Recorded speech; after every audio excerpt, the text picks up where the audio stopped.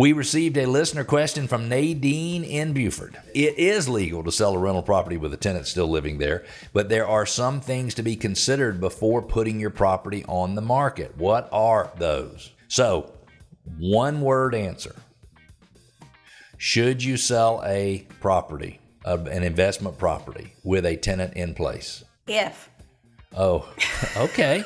And I say no, but I think your if and my no are going to be very similar. Yes. Because I think I know where you're going. So for Nadine, let's help her understand what is the if, and it is a big if. If it is absolutely necessary. If your lender's about to foreclose on your home or the government's about to seize it and you have to sell it with that tenant in there, and then sell it. The only other if is if you have the most amazing tenant that we all dream of having that nobody else has, that's so clean and no pets and just remarkable and is on your side and wants you to sell that house too. That's the if that I was thinking. Your first if makes perfectly good sense as well.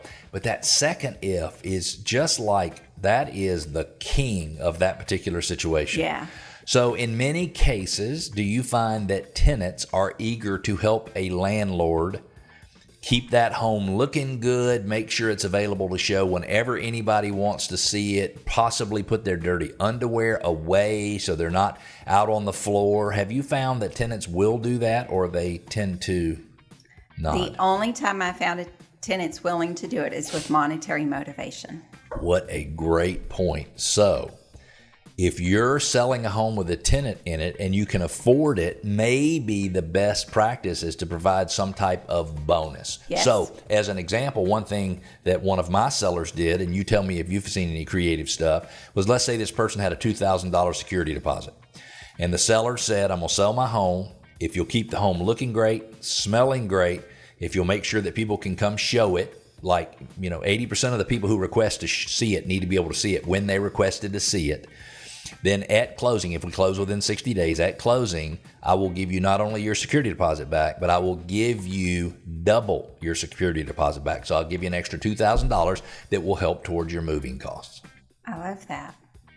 I've not had that particular thing, but yes, I think that's great. And there are some times where the tenant wants to stay in the house, or the lease goes past when you would sell the house. How would you, or how have you seen sellers, landlords, motivate tenants that were actually going to stay in the home?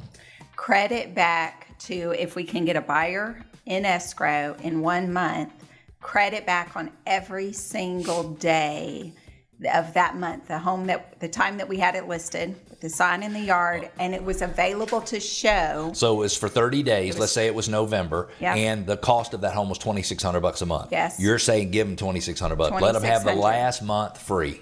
The last month free. I put you out. You had to say it's not the last month. Last month before you sell it, because they would start paying the regular rent again the following month. Right. So they would still be responsible for their rent, but it would be, I would reimburse it back to you. Mm-hmm.